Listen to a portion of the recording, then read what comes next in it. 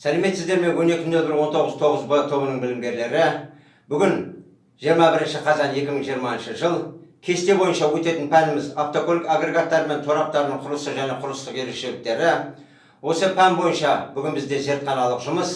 Зертханалық жұмысымыздың аты қозғалтқышын салқындату жүйесінің құрылымы және оның жұмысын оқып үйрену. Осы зертханалық жұмыс бойынша сабақ жоспары: бірінші, салқындату жүйесі және оның қозғалтқышқа әсері; екінші, термостаттың жұмысы; үшінші, кіші және үлкен айналым. Экранға назар аударамыз. Өткен тақырыпта біз сіздермен ішкі жану қозғалтқышының бөлшектерімен және қызметімен танысқан болатынбыз. Ал бүгін сол ішкі жану қозғалтқышы жұмыс жасағанда өте жоғары жылу ыстық шығарады.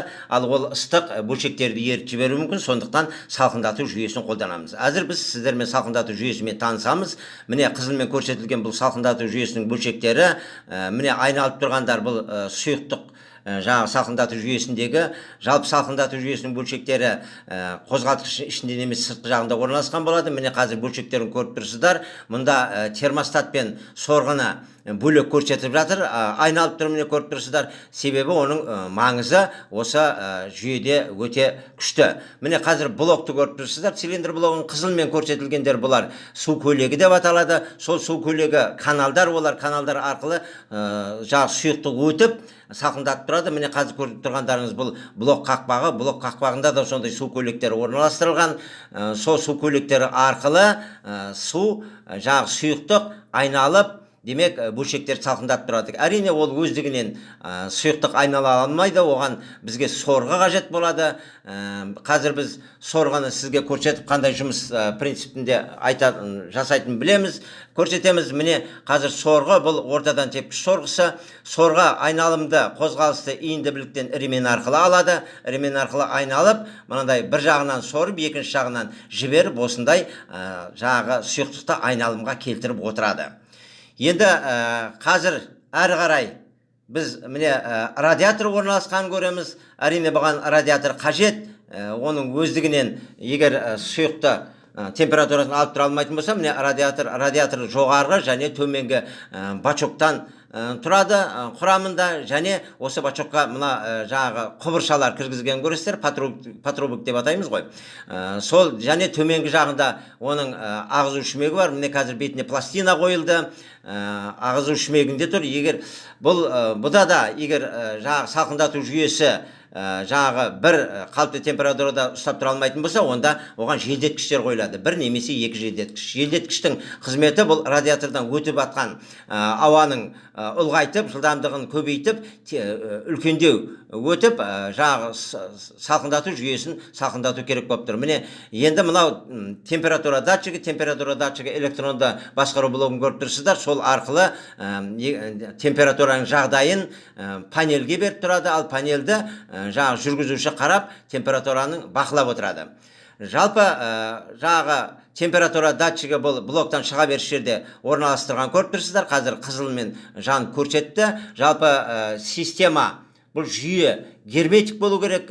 Бұл жерде ешқандай сызат болмау керек. Себебі жоғары қысымда жұмыс жасайтын болғанса айналымда солай болады. Енді бұл сұйықтық қызғаннан кейін ұлғаяды. Ұлғайған кезде міне сол үшін бұған міне тығын қойылған радиатордың жоғарысындағы тығында пружинаны көріп тұрсыздар. Жоғары қысымда ол мына бачокқа, ұлғаю бачок бар, соған өткізіп, қажетті кезде сол жаңағы сұйықтықты қайттан сорып алу үшін қызмет етеді. Мынау ұлғаю бачогы. Бұл ұлғаю бачогында осы сұйықтық сақталады, әрі жаңағыдай нормалдастырып тұрады. Керек кезінде бачокқа келеді, қажет кезінде сорып алады қозғалтқыш. Міне максимум минимум деген белгіні көріп тұрсыздар. Осы максимум минимумға қарап біздер сұйықтықты құямыз. Ол минимумнан төменде болмау керек, максимумнан жоғарыда болмау керек. Міне осындай жағдайда жұмыс жасайды.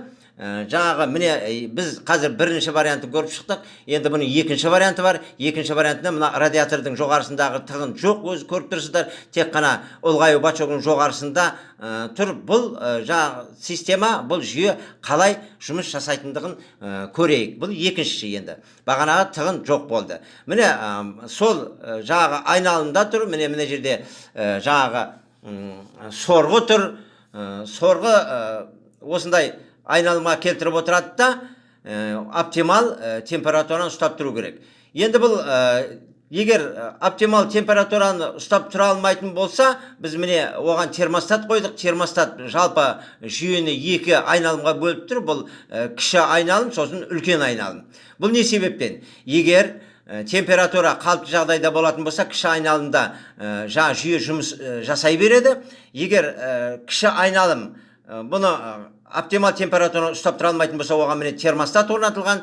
Термостат 80-82 градустан асқаннан кейін міне үлкен айналымды ашады. Үлкен айналым мен кіші айналымдағы суық, салқын және ыстық сұйықтықтар бірге қосылып кетеді да, жаңа оптимал температураны осындай нормалластырып отырады.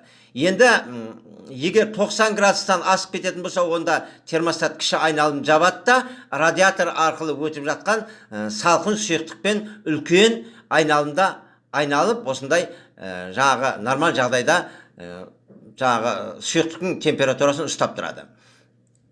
Міне жалпы жаңағы нені көріп тұрсыздар. Міне қазір қызылмен пайда болған бұл жылыту, салонды жылыту радиаторы. Салон жылыту радиаторы бөлек айналымда жұмыс жасап жатыр. Аналарға қатысы жоқ. Себебі бұл ысып тұру керек. Бұл ішінде, міне салонның ішінде қандай жайғасқанын көріп тұрсыздар. Міне осындай жағдайда жалпы көрінісі. Енді оған құйылатын сұйықтықтар бұлар тасол антифриз құйылады жаңағы жүйеге. Әрі сол жүйенің жұмыс қалпында жағдайда, қандай жағдайда жұмыс жасап жатқанын сіздер көрдіңіздер. Осы зертханалық жұмыс бойынша бүгін білуіміз қажет болған материалдар топтамы осы болатын. Енді сіздерге осы зертханалық жұмыс бойынша үйге кесте берілген, сол кестені толтырамыз, конспектіні оқимыз және алған білімдерімізді жинақтап кері байланысқа шығамыз. Қош сау болыңыздар.